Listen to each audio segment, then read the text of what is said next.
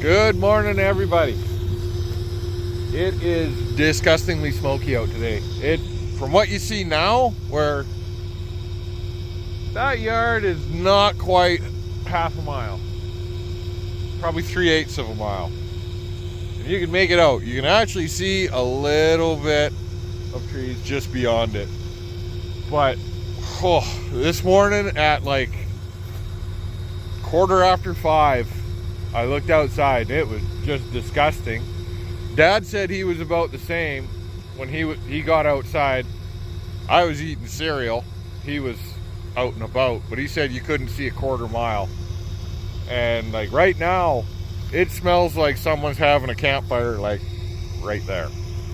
And my eyes are burning and my throat is tickly. But you look up and it's nice and blue, so it has calmed down. I don't know if it's gonna, if we get some heat going, it'll lift the smoke. Woo! Tearing up a bit. But we'll take a look around what we got going on today. So this is honestly, it's probably one of my favorite pieces of land that we farm. It's a half section. I'd love it even more if it didn't have the old railroad track in the middle. But it's fairly flat, but there is some hoops and valleys and whatnot. But I like to do trials here because it's right adjacent to the highway. It's easy for directions. Last year I did a canola trial here.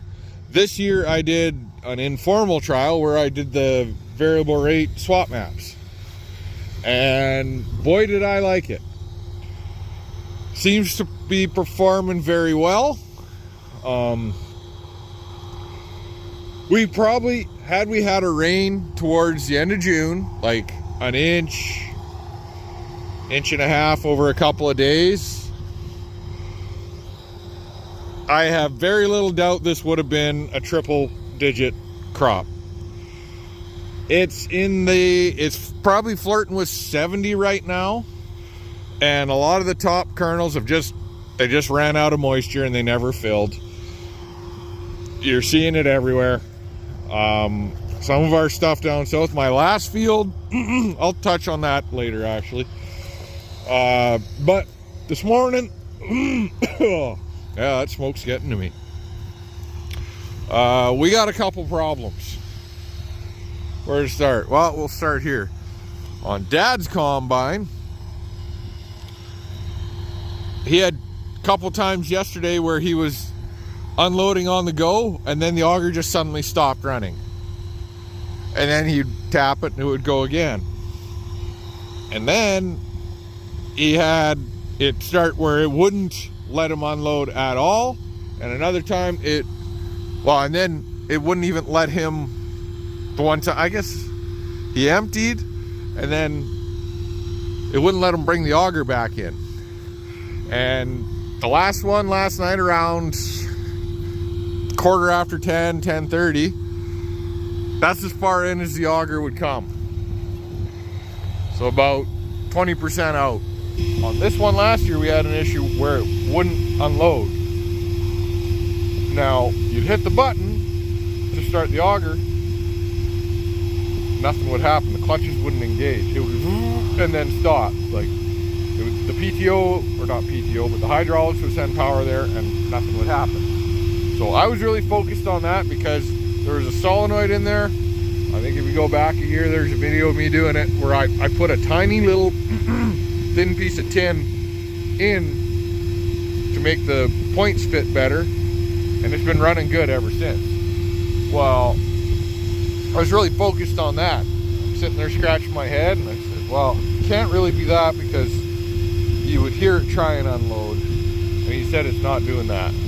And so, kind of going through the motions, said, hey, is there something up with your multifunction handle? He goes, no, everything else is working, like the up, down, and the hydrostatic, and all the other controls. It's just, the auger doesn't want to work right. It would try and go out, but then it would get fussy, wouldn't go back in. And so I was sitting there waffling on it, And it came to me that the way these things are designed, and I'm sure most are, is that there's a sensor. Let's go look.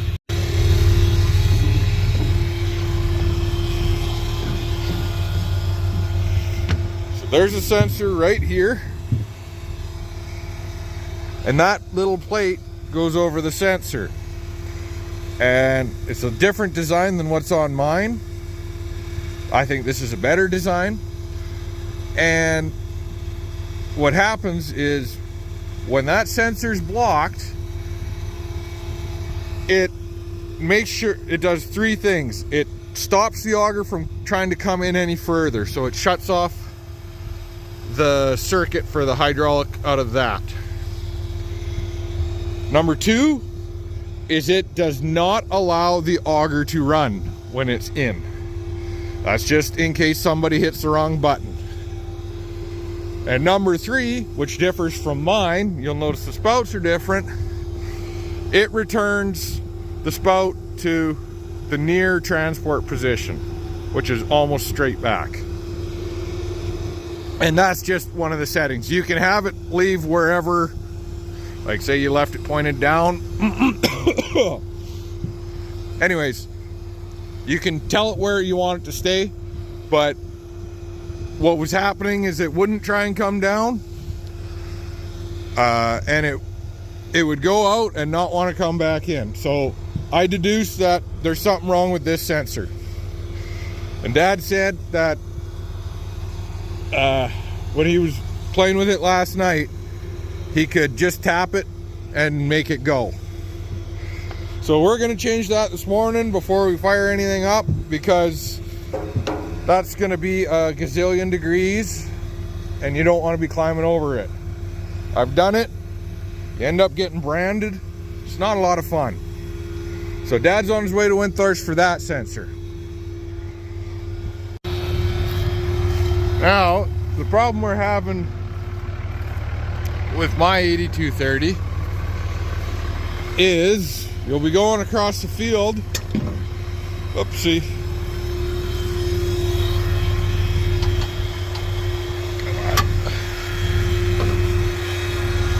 And out of nowhere, you'll get an alarm that says, I can't remember exactly what it says. Disengaged separator, or something to do with the counter chopper blades disengaged, which is this lever here controls the counter chopper, which is on a different video I was in there. That's the chopper up top. The counter chopper is that row of blades right there. It's not moving. So we got one or two things happening. Either it's doing the same thing that Dad's did over there, where something in the sensor's loose. So Dad's on his way to Windthorst to pick up the sensor for his on the auger. So I may as well get that sensor coming. Not really sure where it is. They had it dug out yesterday, so I was trucking. And hopefully that's the problem, because if it's not the problem, then we've got a bad connection somewhere, and that means we got to start stripping cable ties and loom and chasing wire, which is not fun to do. So hopefully it's just sensors for today. I have had it where it was a different sensor. It was the one that runs the rotor speed, or not runs it, but reports it. That was on an 8120, and it was somewhere up top in there, underneath the grain hopper on top of the rotor. There's a common ground point, and one of the wires going there was corroded right through. So like I said, hopefully it's just sensors this morning and we can be back at it. What do we got got going on here? That doesn't look good, and it's right beside the highway.